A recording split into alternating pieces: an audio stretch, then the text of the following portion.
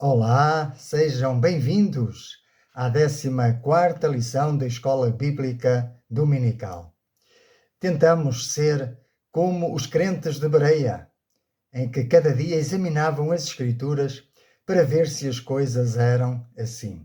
Isto é ser escola da fé bíblica. Nas últimas lições, temos vindo a falar sobre ideologias contrárias aos valores morais e absolutos de Deus, sobre filosofias, teologias que se opõem à verdade de Deus.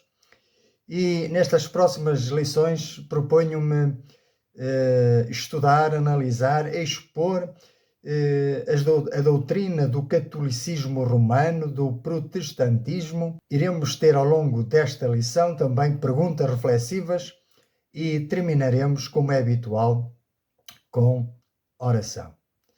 Vamos então dedicar-nos nesta lição de hoje ao catolicismo romano. A origem e identidade histórica da Igreja Católica Romana vamos considerá-la em contraste com a simplicidade da Igreja primitiva. Então, num primeiro ponto, vamos resumir, claro está, alguns pontos aqui da Igreja Católica Romana. Em primeiro lugar, a reivindicação de primazia, ou seja, a Igreja Católica Romana se auto-intitula a única herdeira legítima do cristianismo do Novo Testamento, apresentando o Papa como sucessor direto do apóstolo Pedro. Por outro lado, a Igreja em Roma, com relação ao papado.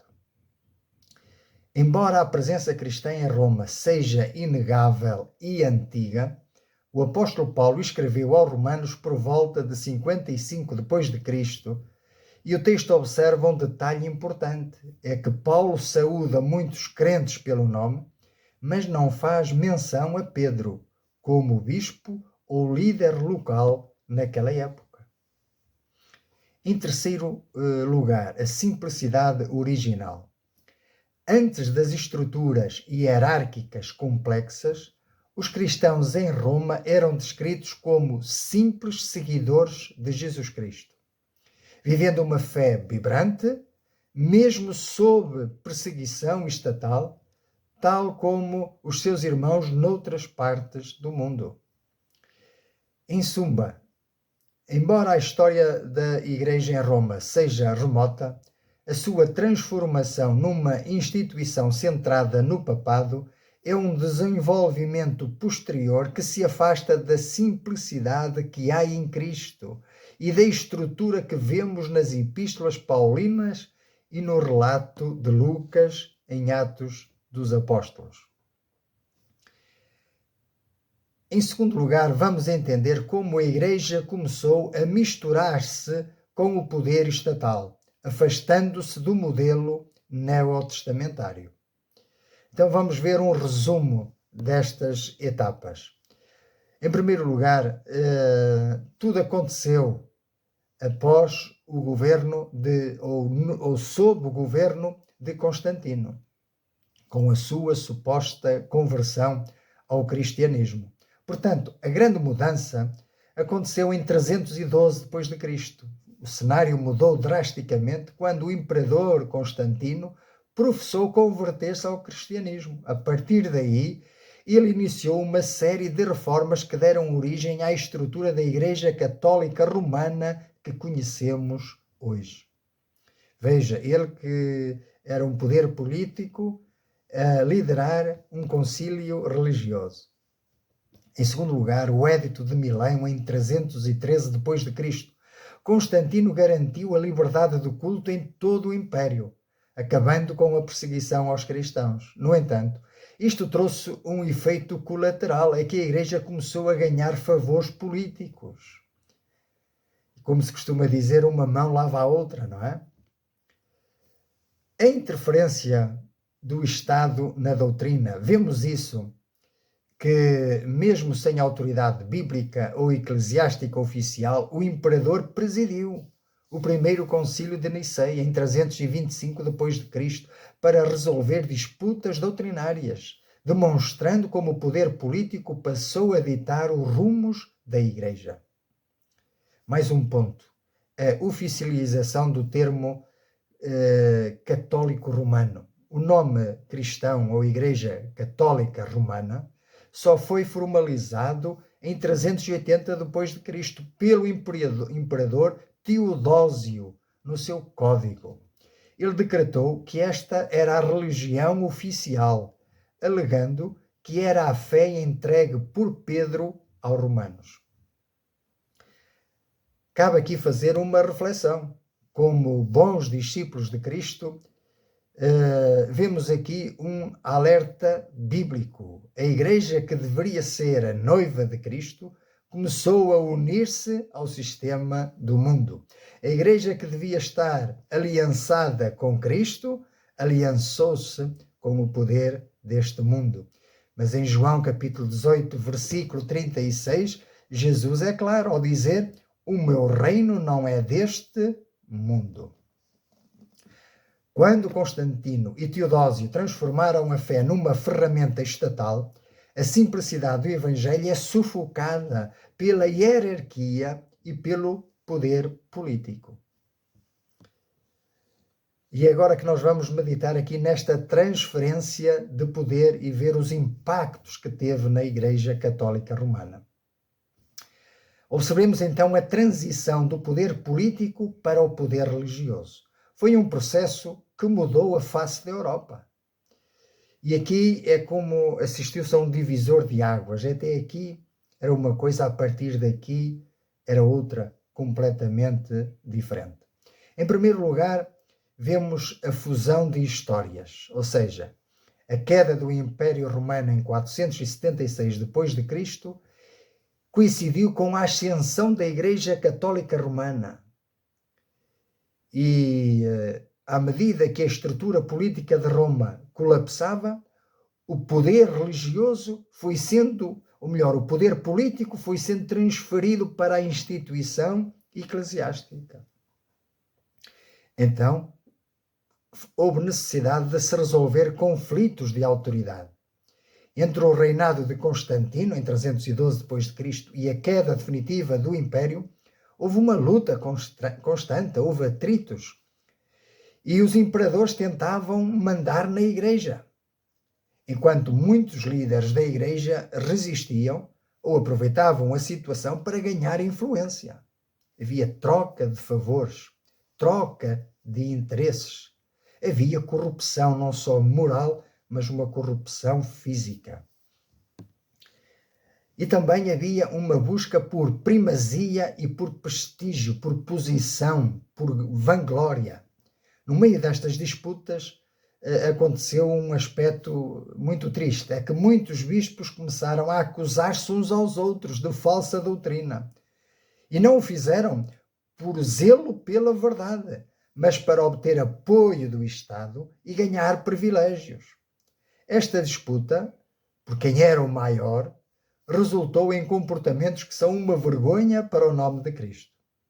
Faz-nos lembrar a questão, a pergunta que uma mãe dos discípulos fez a Jesus: olha, que os meus filhos se sentem um à tua direita e outro à tua esquerda.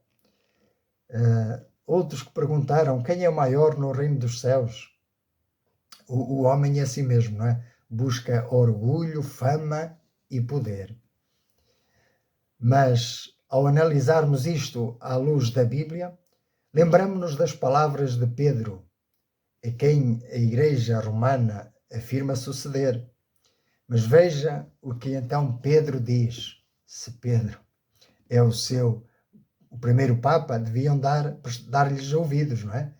Ele diz, em 1 Pedro capítulo 5, os primeiros 4 versículos: rogo, pois, aos presbíteros que há entre vós, eu, presbítero como eles, não diz acima deles, como eles, e testemunha dos sofrimentos de Cristo, e ainda co-participante da glória que há de ser revelada.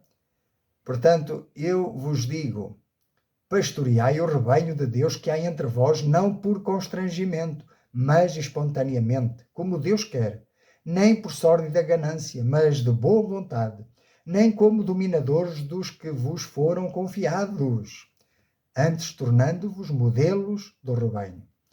Ora, logo que o Supremo Pastor se manifestar, recebereis a imarcessível coroa da glória. Então, apacentai a Igreja de Deus, não como dominadores daqueles que vos foram confiados.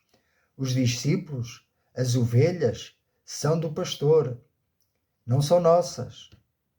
O Mestre é Cristo. E é ligado a Cristo que todos devemos estar. Então, vimos até aqui uma corrida pelo domínio e pelo poder político. E isto é precisamente o oposto do legado deixado pelo apóstolo Pedro, conforme acabamos de ler. Então, facilmente concluímos que para um discípulo de Cristo fica claro que a estrutura que se formava estava mais preocupada com o trono de César do que com a cruz de Cristo. A autoridade, que deverá vir apenas das Escrituras, passou a ser uma moeda de troca política. Entremos agora no próximo ponto, observando assim a consolidação da estrutura eclesiástica da Igreja Católica Romana, semelhante à que hoje conhecemos, e que nos revela como a organização se tornou um espelho do sistema imperial de Roma. Vejamos então aqui alguns pontos principais que nos podem facilmente elucidar sobre isso. Ora, nós vemos a cópia do modelo romano. A liderança da Igreja deixou de ser um serviço espiritual simples para se tornar uma hierarquia rígida, moldada segundo o governo civil romano. O bispo de cada cidade passou a governar os presbíteros locais e o bispo de Roma começou a elevar-se como supremo sobre todos os outros. Verificou-se também uma resistência à centralização. É importante notar que nem todos os líderes cederam a isto.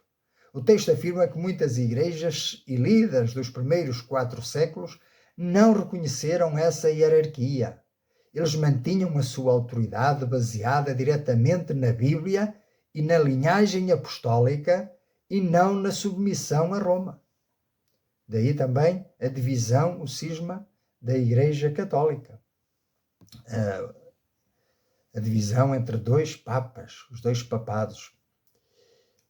Existe também observa-se alguma confusão de termos. Por exemplo, no Novo Testamento, os termos presbítero, pastor e bispo são usados de forma intercambiável. Uns não são maiores do que os outros. E eram aplicados aos líderes locais, como lemos em 1 Pedro. A distinção hierárquica, um bispo mandando em vários outros, ou em vários padres, foi uma invenção humana posterior.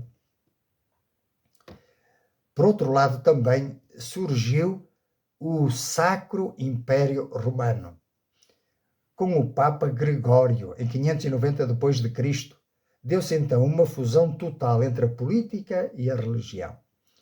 Como o Império estava em ruínas, o Papa assumiu poderes imperiais. A Igreja e o Estado tornaram-se o Sacro Império Romano, com o Papa exercendo autoridade sobre reis e imperadores. Ora, como discípulos de Cristo, vemos aqui um desvio grave. Em Mateus 23:8, Jesus disse: Vós, porém, não queirais ser chamados Rabi, porque um só é o vosso mestre, a saber, o Cristo, e todos vós sois irmãos. A criação de um chefe supremo na terra, como conhecemos hoje o Papa, e de uma casta sacerdotal superior aos leigos, contradiz o ensino bíblico que fala acerca do sacerdócio universal de todos os crentes. O modelo romano de poder hierárquico substitui o modelo bíblico de serviço. Ora, precisamos então confrontar estes ensinos com a palavra.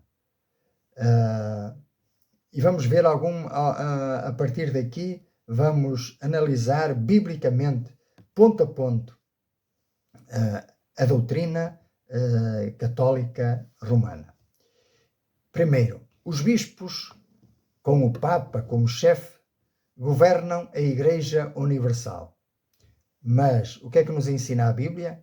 Cristo, a cabeça do corpo, governa a Igreja Universal. Colossenses 1,18. Ele é a cabeça do corpo da Igreja, ele é o princípio, o primogênito de entre os mortos, para em todas as coisas ter a primazia, porque aprova Deus que nele residisse toda a plenitude, e que, havendo feito a paz pelo sangue da sua cruz, por meio dele, reconciliasse consigo mesmo todas as coisas, quer sobre a terra, quer nos céus. Bendito seja o nome do Senhor. Vejamos Efésios capítulo 1, versículos 20 a 23.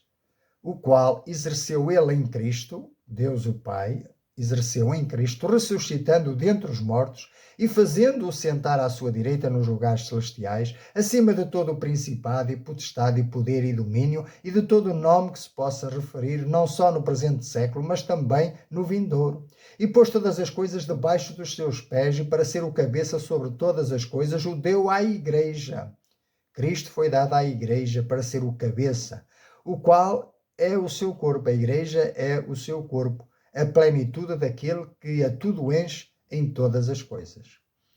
E em Efésios capítulo 5, versículos 22 a 24, falando acerca das mulheres e do casamento, é um paralelismo entre Cristo e a Igreja. Diz que as mulheres sejam submissas ao seu próprio marido como ao Senhor, porque o marido é a cabeça da mulher, como também Cristo é o cabeça da Igreja, sendo este mesmo o Salvador do corpo. Como, porém, a Igreja está sujeita a Cristo, assim também as mulheres estejam em tudo submissas a seu marido. O que importa aqui então reter é que todo cristão deve estar submisso a Cristo, ligado a Cristo, que é o cabeça da Igreja. A Bíblia fala apenas de uma cabeça para o corpo. Bendito seja o nome do Senhor. O segundo ponto, o catolicismo romano ensina que Deus confiou a revelação aos bispos. No entanto, Judas 3 diz que Deus confiou a revelação aos santos. E é muito importante ler este versículo. Judas capítulo 1 e versículo 3. Amados, quando empregava toda a diligência em escrever-vos acerca da nossa comum salvação, foi que me senti obrigado a corresponder-me convosco, exortando-vos a batalhardes diligentemente pela fé que uma vez por todas foi entregue aos santos. Portanto, a fé de uma vez por todas foi entregue aos santos. Já foi entregue de uma vez por todas. No ponto seguinte, o catolicismo romano ensina que o Papa é infalível em seus ensinamentos. No entanto, o ensino bíblico diz que somente Deus é infalível.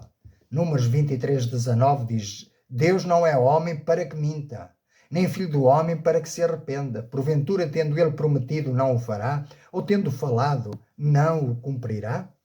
E em Atos 17, versículos 10 a 11.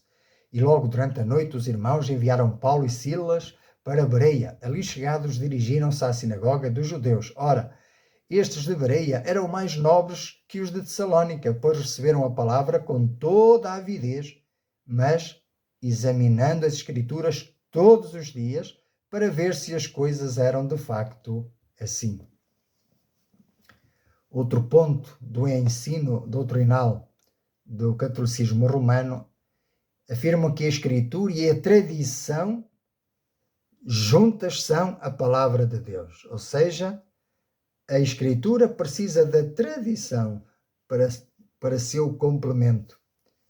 Quando a palavra de Deus é clara ao dizer que somente a Escritura é a palavra de Deus. João 10, 35 a 36.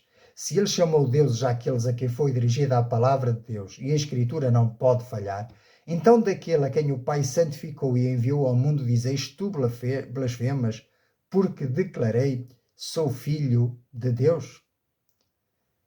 2 Timóteo 3, 14, 17. Tu, porém, permanece naquilo que aprendeste e de que foste inteirado, sabendo de quem o aprendeste, e que desde a infância sabes as sagradas letras que podem tornar-te sábio para a salvação pela fé em Cristo Jesus. Toda a Escritura é inspirada por Deus e útil para o ensino, para a repreensão, para a correção, para a educação na justiça, a fim de que o homem de Deus seja perfeito e perfeitamente habilitado para toda a boa obra. 2 Pedro, capítulo 1, versículos 18 a 21. Ora, esta voz vinda do céu, nós a ouvimos quando estávamos com ele no Monte Santo, e todos assim, temos assim, tanto mais confirmada a palavra profética, e fazeis bem em atendê-la, como uma candeia que brilha em lugar tenebroso, até que o dia clareie e a estrela da alva nasça em vosso coração, sabendo primeiramente isto, que nenhuma profecia da Escritura provém de particular elucidação ou interpretação, porque nunca jamais qualquer profeta foi dado, ou melhor, qualquer profecia foi dada por vontade humana. Entretanto, homens santos falaram da parte de Deus, movidos pelo Espírito Santo. Então a palavra de Deus foi inspirada e foi entregue a homens santos, movidos pelo Espírito Santo. Marcos 7, 6 a 9, respondeu-lhes Jesus: bem profetizou Isaías a respeito de vós, hipócritas, como está escrito: este povo honra-me com os lábios, mas o seu coração está longe de mim. E em vão me adoram, ensinando doutrinas que são preceitos de homens. Negligenciando o mandamento de Deus, guardais a tradição dos homens. E disse-lhes ainda, jeitosamente, rejeitais o preceito de Deus para guardardes a vossa própria tradição. Então, o Senhor Jesus condenou a tradição dos fariseus religiosos que contradiziam a palavra de Deus. Outro ponto da doutrina do catolicismo romano é que Maria é a corredentora, pois participou com Cristo no doloroso ato da redenção. Porém, a Bíblia ensina que somente Cristo é o Redentor, pois somente ele sofreu e morreu pelo pecado. 1 Pedro, capítulo 1, versículos 17 a 21. Ora, se invocais como o Pai, aquele que, sem acepção de pessoas, julga segundo as obras de cada um, portai-vos com temor durante o tempo da vossa peregrinação, sabendo que não foi mediante coisas corruptíveis como prata ou ouro que fostes resgatados do vosso fútil procedimento que vossos pais vos legaram, mas pelo precioso sangue, como de cordeiro, sem defeito e sem mácula, o sangue de Cristo, conhecido com efeito antes da fundação do mundo, porém manifestado no fim dos tempos por amor de vós, que por meio dele tendes fé em Deus, o qual o ressuscitou dentre os mortos e lhe deu glória, de sorte que a vossa fé e esperança estejam em Deus. Bendito seja o nome do Senhor. Outro ensino da Igreja Católica Romana acerca de Maria é que ela é a co-mediadora, a quem podemos confiar todos os nossos cuidados e petições, ou seja, como se ela fosse intercessora. Ora, a Bíblia ensina que Cristo Jesus é o único mediador entre Deus e os homens e é o único a quem podemos confiar todos os nossos cuidados e petições. 1 Timóteo, capítulo 2, versículos 3 a 7. Isto é bom e aceitável diante de Deus, nosso Salvador, o qual deseja que todos os homens sejam salvos e cheguem ao pleno conhecimento da verdade. Porquanto há um só Deus e um só mediador entre Deus e os homens, Cristo Jesus, homem, o qual a si mesmo se deu em resgate por todos, testemunho que se deve prestar em tempos oportunos. Para isto fui designado pregador e apóstolo. Afirmo a verdade, não minto. Mestre dos gentios na fé e na verdade, dizia o apóstolo Paulo. Em João 14, versículos 13 a 15, e tudo quanto pedires em meu nome, isso farei, a fim de que o Pai seja glorificado no Filho. Não diz em Maria. Se me pedires alguma coisa em meu nome, não diz em nome de Maria, eu o farei. Se me amais, guardareis os meus mandamentos. E finalmente mais um texto, 1 Pedro 5, 6 a 7. Humilhai-vos, portanto, sob a poderosa mão de Deus, para que Ele, em tempo oportuno, vos exalte, lançando sobre Ele toda a vossa ansiedade, porque Ele tem cuidado de vós. Outro ensino da Igreja Católica Romana acerca da justificação inicial é que dizem que o crente, a pessoa, é justificada, é aceita como filha de Deus por meio do batismo nas águas, nem sequer é por imersão, apenas por aspersão. Ora, a Bíblia diz que a justificação é somente pela fé. Somente aquele que crê é justificado diante de Deus. Romanos 3, 28 a 31 diz o seguinte: concluímos, pois, que o homem é justificado pela fé, independentemente das obras da lei. É porventura Deus somente dos judeus? Não o é também dos gentios? Sim, também dos gentios, visto que Deus é um só, o qual justificará por fé o circunciso e mediante a fé o incircunciso. Anulamos, pois, a lei pela fé? Não, de maneira nenhuma. Antes, confirmamos a lei. Se o batismo é necessário para ser filho de Deus, então isso é uma obra humana, uma obra da carne.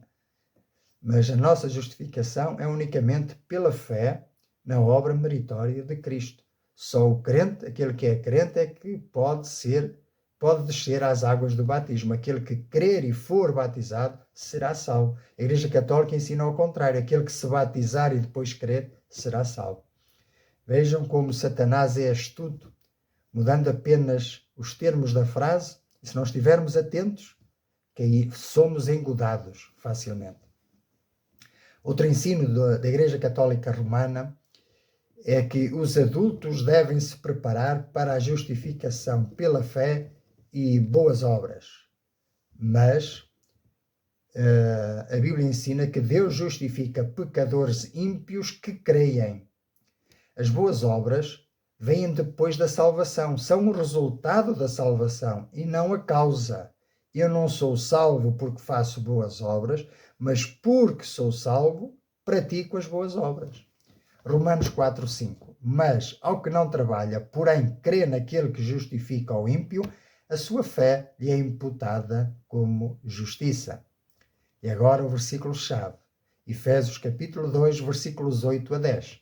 Porque pela graça sois salvos mediante a fé, e isto não vem de vós, é dom de Deus, não de obras para que ninguém se glorie, pois somos feitura dele, criados em Cristo Jesus, para as boas obras, as quais Deus de antemão preparou para que andássemos nelas. Pela graça sois salvos mediante a fé. Outro ensino da Igreja Católica Romana é que a graça é merecida pelas boas obras. Ora, nós já vimos, mas reforçamos, que a Bíblia ensina que a graça é um dom gratuito de Deus. Romanos 11, versículos 5 e 6. Assim, pois, também agora, no tempo de hoje, sobrevive um remanescente segundo a eleição da graça. E se é pela graça, já não é pelas obras. Do contrário, a graça já não é graça, mas seria um pagamento dessas obras. Outro ensino da Igreja Católica Romana é que a salvação é alcançada ao cooperar com a graça através da fé, das boas obras e da participação nos sacramentos, nos 7 sacramentos da doutrina da Igreja Católica. Ora, a Bíblia ensina que a salvação é alcançada pela graça por meio da fé, independentemente das obras, como já li em Efésios capítulo 2, versículos 8 a 10. Outro ensino da Igreja Católica Romana é que ninguém pode saber se alcançará a vida eterna. Mas a Bíblia ensina que o crente pode saber que tem a vida eterna pela palavra de Deus e pelo testemunho do Espírito Santo que habita em nós, que habita no crente. 1 João capítulo 5, versículos 13 a 15 diz: estas coisas vos escrevi, a fim de saberdes que tendes a vida eterna, e vós outros que credes em o nome do Filho de Deus. E esta é a confiança que temos para com Ele, que se pedirmos alguma coisa segundo a sua vontade, Ele nos ouve. E se sabemos que Ele nos ouve, quanto ao que lhe pedimos, estamos certos de que obtemos os pedidos que lhe temos feito.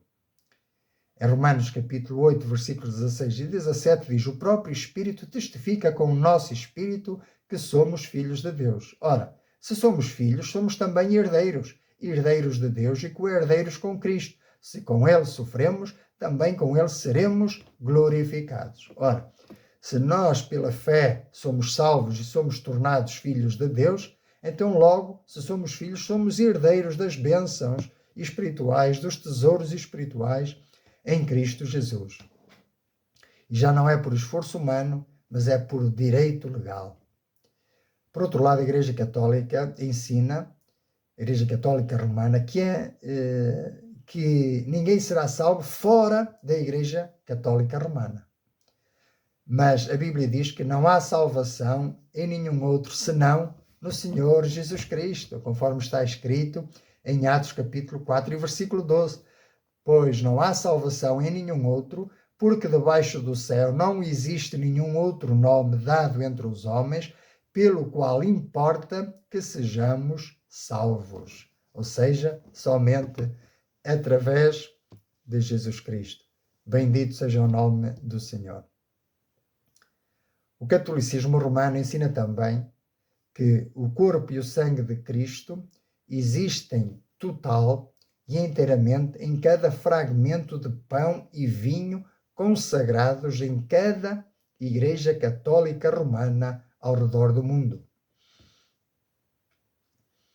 Porém, a Bíblia ensina que o pão e o vinho são símbolos do corpo e sangue de Cristo.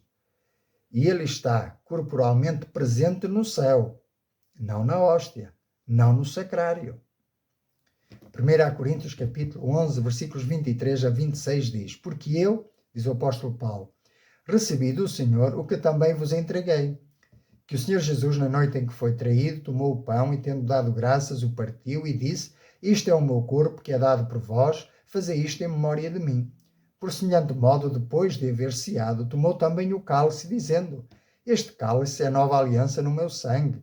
Fazei isto todas as vezes que o beberdes em memória de mim.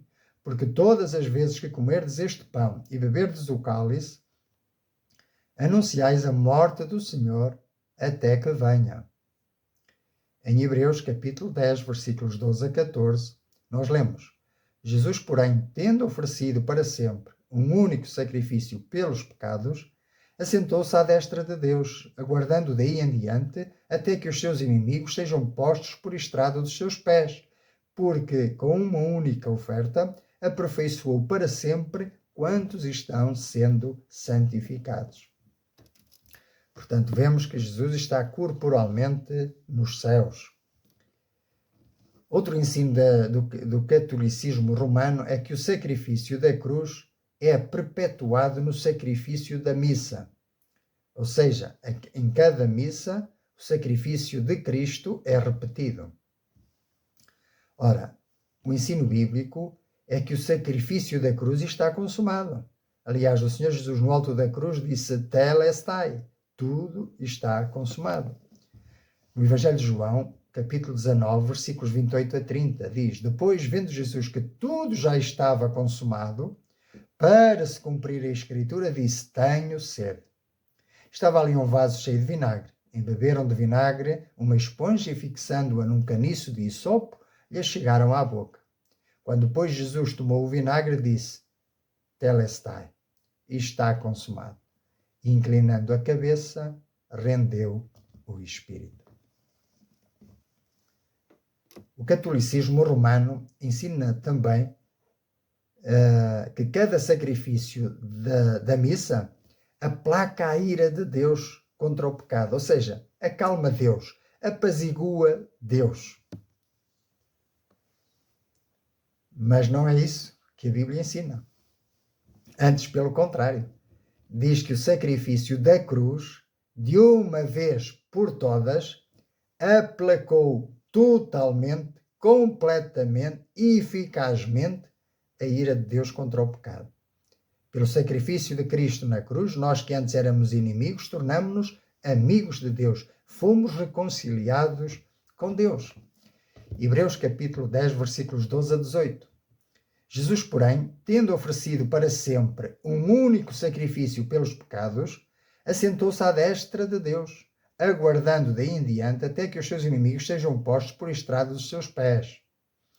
Por com uma única oferta, aperfeiçoou para sempre quantos estão sendo santificados. E disto nos dá testemunho também o Espírito Santo. Porquanto, após ter dito, esta é a aliança que farei com eles depois daqueles dias, diz o Senhor, porei no seu coração as minhas leis e sobre a sua mente as inscreverei, e acrescenta, também de nenhum modo me lembrarei dos seus pecados e das suas iniquidades para sempre.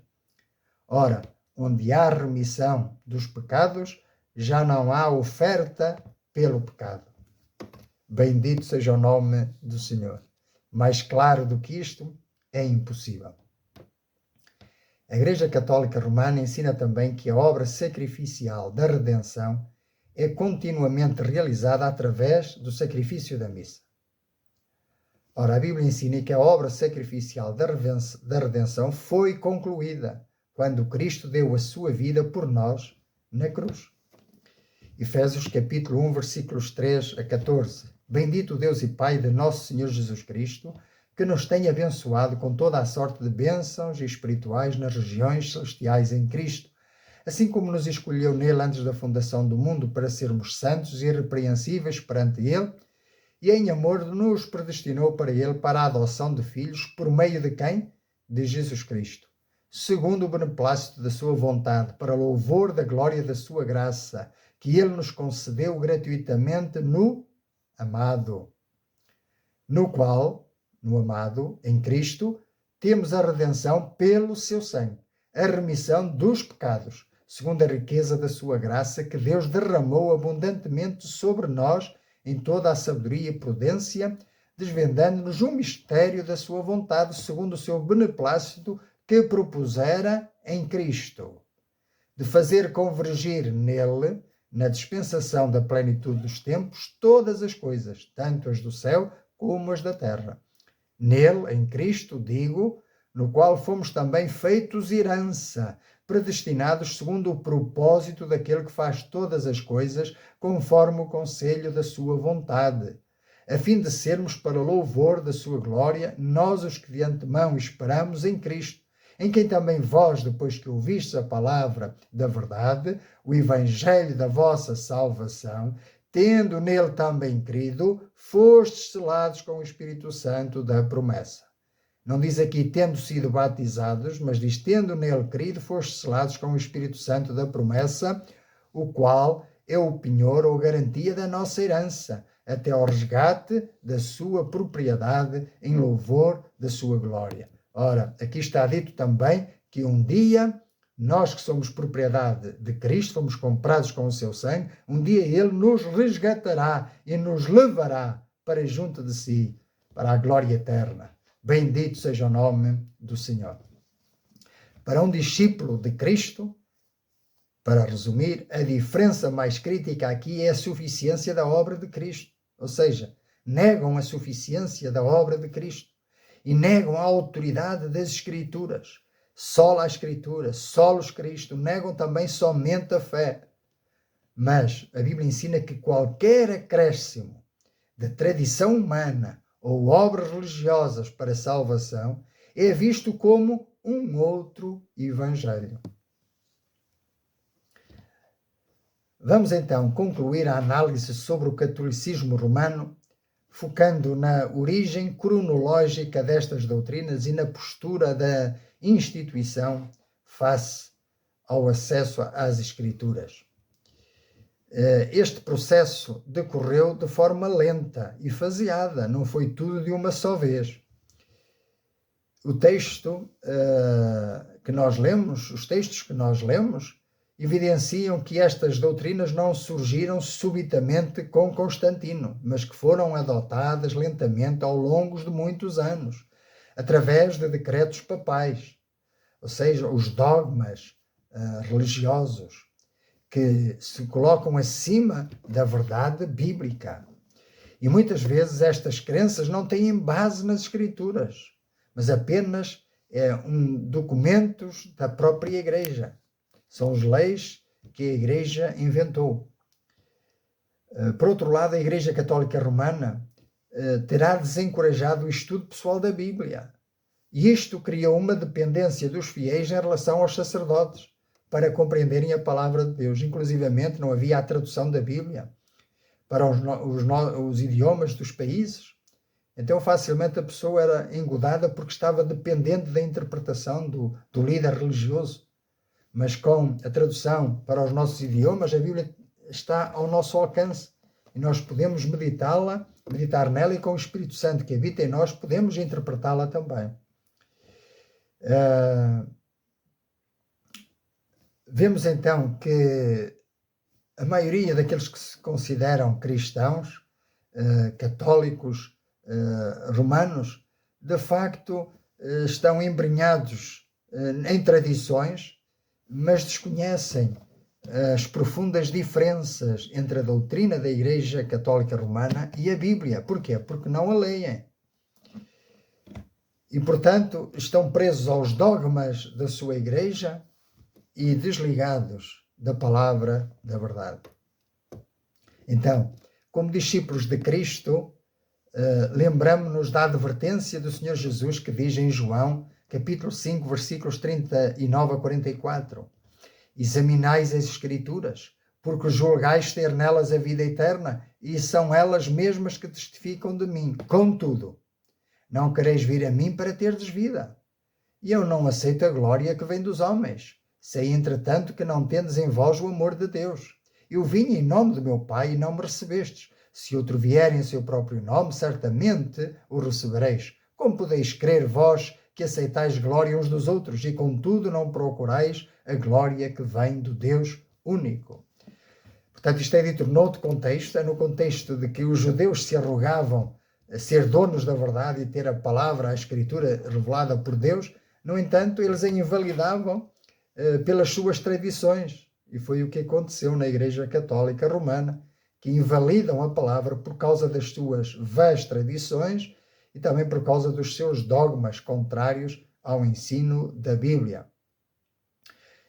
Vemos que a postura de desencorajar o estudo individual é precisamente o oposto do espírito de quem se diz ser discípulo de Cristo, descrito em Atos capítulo 17 e versículo 11, onde os crentes foram elogiados precisamente por não dependerem apenas da palavra de líderes, mesmo sendo o apóstolo Paulo, mas diz a Bíblia que eles confirmaram tudo na palavra, examinavam cada dia as Escrituras para ver se de facto era assim. Portanto, para o crente comprometido, a tradição dos homens nunca deve sobrepor-se ao assim diz o Senhor. Bendito seja o nome do Senhor. Chegados aqui, é um momento para fazermos umas perguntas de reflexão. Eu quero confrontar-te amorosamente, claro está, sem te julgar, sem te apontar o dedo, mas com amor pela verdade, com amor também por ti. Quero que faças estas perguntas, quero sugerir-te, quero pedir-te que faças estas perguntas a ti mesmo. Se hoje encontrasses uma contradição clara entre uma tradição ou dogma da tua igreja e o que está escrito na Bíblia, a qual das duas te apegarias? Estás disposto, como os crentes de Bereia, a analisar tudo para ver se os ventos de doutrina estão de acordo com a palavra de Deus? Ao fim e ao cabo, a pergunta é se dependes das tradições ou dos dogmas doutrinais ou se dependes da fé bíblica. A segunda pergunta: ao analisar a tua esperança de vida eterna, a tua confiança repousa no que fazes nos sacramentos que praticas, nas boas obras, em rituais, ou confias apenas no que Cristo já fez na cruz do Calvário? Pensa comigo, se a salvação é um dom gratuito de Deus, como de facto é, será que ao tentares ajudar a Deus com os teus méritos, não estarás, na verdade, a invalidar a obra de Cristo?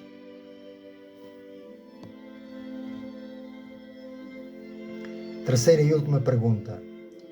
No teu dia-a-dia espiritual, sentes que necessitas de intermediários humanos, ou até santos, sacerdotes, mediadores, anjos, ou até Maria?